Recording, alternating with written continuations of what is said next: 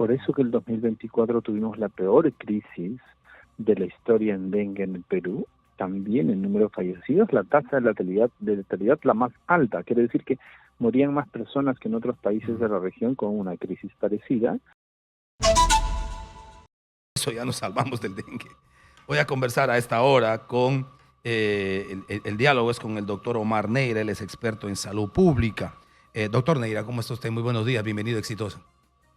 Buenos días, Marcial, muchas gracias por la invitación. Siempre es un placer de conversar contigo. ¿Cómo está, doctor Omar Neira? Le saluda Manuel Rosas y le quería hacer la pregunta de manera directa. El ministro dice, vayan a los centros de salud. Y si se atienden temprano en esos centros de salud, no tienen por qué morirse. ¿Qué razón le da? Perdón, Manuel. Efectivamente, es un mensaje otra vez inequívoco de esperar la enfermedad en los hospitales, en los sistemas de salud resquebrajados, tal igual como en COVID, como en la política de Vizcarra, era esperar enfermos y no prevenir que sucedan casos de dengue.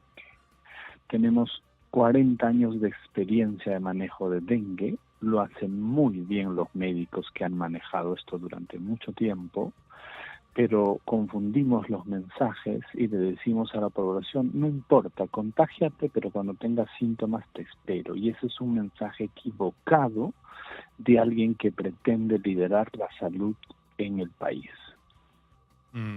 Y además, claro, evidentemente ya ha fallado el asunto preventivo, ¿verdad? Y entonces tenemos gente yendo al hospital. Pero la capacidad hospitalaria, los recursos que tenemos, ¿realmente dan para que la gente así tan confiadamente vaya a los centros de salud? Y entonces ese es el otro cuestionamiento real y serio que tú lo haces en la introducción, y coincido contigo.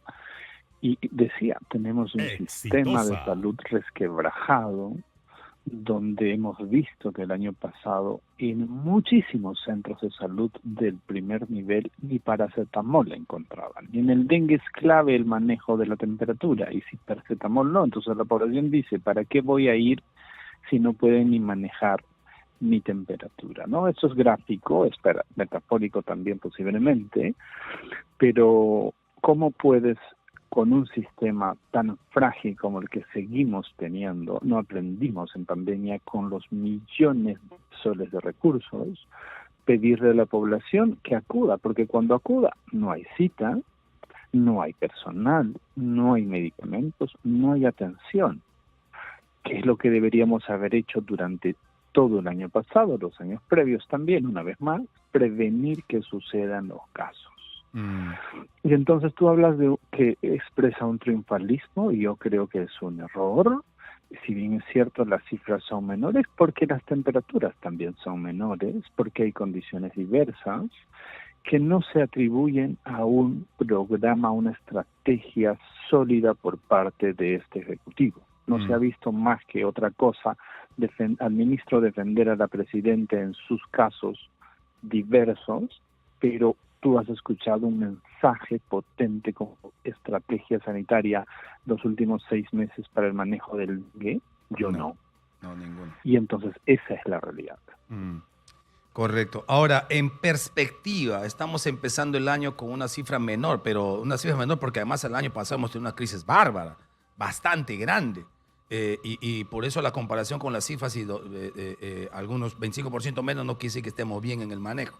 Según la data, la información, el registro y lo que se va comportando hasta ahora estos focos virales, ¿qué se puede proyectar para el año 2025, doctor Neira?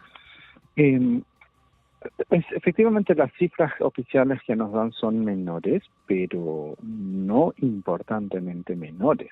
Los casos son importantes. Y eso debe generar una alerta, porque va a haber incremento todavía de temperaturas los próximos 2 meses, aumentan las lluvias a partir de febrero y se empieza a crear las condiciones para una reproducción acelerada del mosquito. Y el éxito sería el control del vector y del mosquito, y de eso no hablamos. ¿Sí? Eso es clave en el manejo del dengue. Cada epidemia, cada patología tiene su propia estructura. hacer lo mismo que se ha venido haciendo los últimos años, ya se ha dicho, es llegar al mismo resultado. Sí, claro. ¿Y cuál es la situación crítica para este 2025, según mi punto de vista? Es que habiendo tenido más de 280,000 nuevos contagios el 2024, estos pacientes son muy sensibles a un segundo contagio este año, y ahí lo hace, digamos, críticos en términos de enfermedad y muerte. Por eso que el 2024 tuvimos la peor crisis de la historia en dengue en el Perú, también en número de fallecidos, la tasa de letalidad la más alta, quiere decir que morían más personas que en otros países de la región con una crisis parecida, porque teníamos esas dificultades de manejo sanitario, sobre todo en las zonas de la costa, no tanto así en zonas con experiencia de manejo de dengue como Loreto, Ucayali. Ellos manejan bien y deberíamos usar la experiencia de estos profesionales para llevarlo a todo el Perú, pero ahí no estamos terminando de entender qué está sucediendo, y para mí es clave el control del vector, y ahí no se dice mucho. Y se hace menos todavía, porque el control vectorial, por supuesto, tendría que haberse empezado ya probablemente un mes antes que termine el año. Doctor Neira, ha sido usted, como siempre, muy gentil por respondernos. Le agradezco muchísimo.